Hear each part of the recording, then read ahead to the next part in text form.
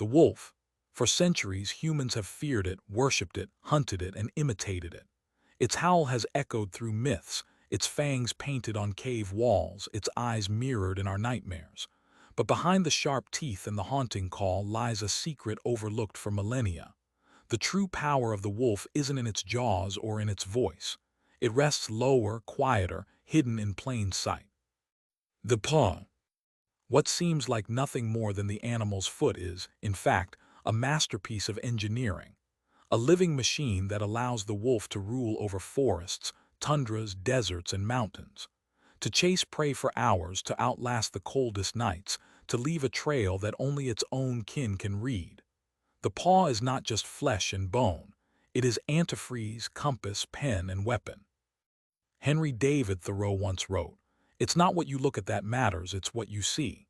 Today, we look not at the wolf's eyes but at the ground beneath it, at the trace it leaves in snow, mud, and ash, at the secret signature of evolution stamped into the earth. The mechanics of survival. A wolf weighs around 40 to 50 kilograms, yet it glides across soft snow where heavier animals sink. Its paw is wide, elongated, covered in thick fur between the pads. This isn't random, it's suspension. Each step is cushioned like a spring-loaded shock absorber. The wolf doesn't stomp, it floats.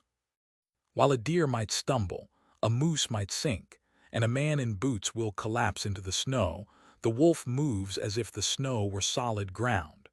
A natural snowshoe built directly into its anatomy. Albert Einstein once said, "Look deep into nature, and then you will understand everything better." If you look deeply into the wolf's paw, you understand why this predator reigns where others fall. Claws that grip like spikes. Unlike cats, wolf claws do not retract. They are always ready, always engaged. Each claw works like a track spike, digging into ice, gripping rock, biting into dirt. The wolf's paw doesn't just run, it breaks, turns, pivots with precision. This design allows the wolf to perform maneuvers humans only invented with advanced car technology. Sudden stops, sharp turns, even sliding control. The paw is an organic ABS system. Nietzsche once remarked, "He who has a why to live can bear almost any how." For the wolf, the why is survival, and the how lies beneath its body, gripping the earth like a living weapon. The language of scent. Hidden inside the paw pads are sweat glands, but wolves don't sweat like humans, they mark. With every step, the paw releases invisible messages. To us, it's a track in mud. To another wolf, it's a sentence, who walked here when, in what state. It is a script only wolves can read, a secret alphabet written across landscapes, invisible but undeniable. A wolf's paw is both a vehicle and a pen. It carries the wolf across space, and it writes its story on the earth. As the poet Rumi said, "Try to accept the changing seasons of your soul, even the cold winter." The wolf accepts winter. Its paw writes on the snow like ink on parchment. Antifreeze flesh. Perhaps the most extraordinary discovery in wolf biology is the antifreeze within its paw. Beneath the pads are fat cells resistant to freezing.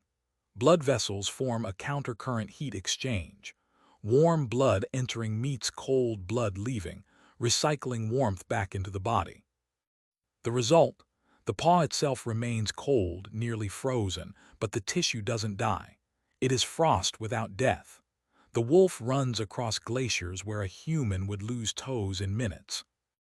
Jack London, who wrote of wolves more than any other novelist, captured the truth when he said, "The proper function of man is to live, not to exist." The wolf does not merely exist in the cold.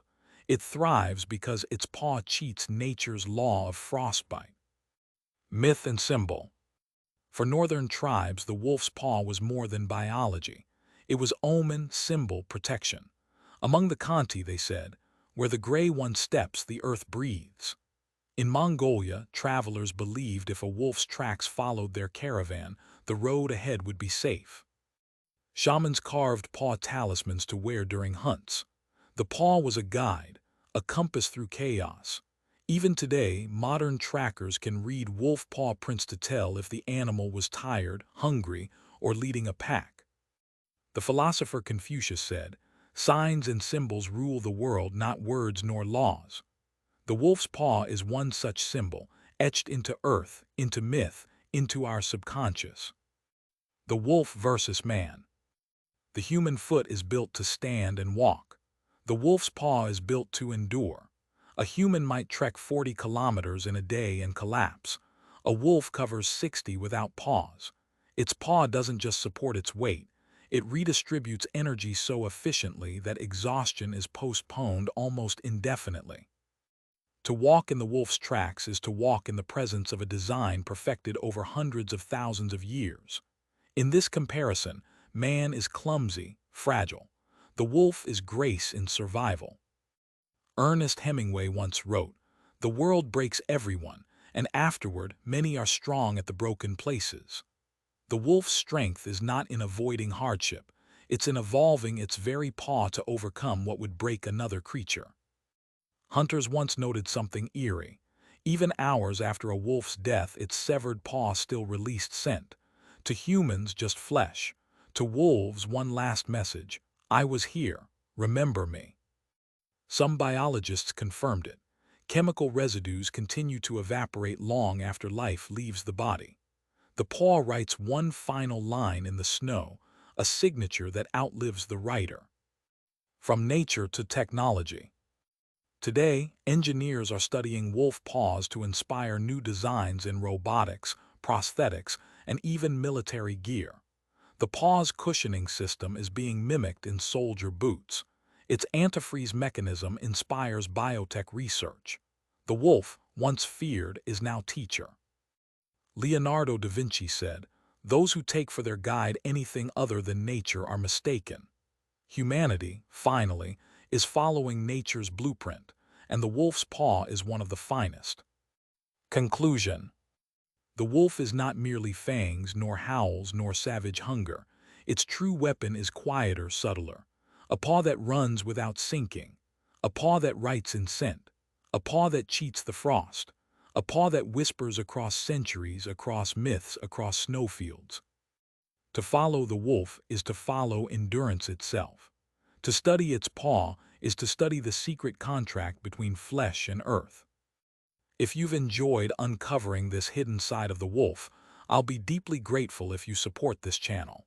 It's young, it needs strength, and I promise in return to keep bringing you even more rare and untold secrets of the wild.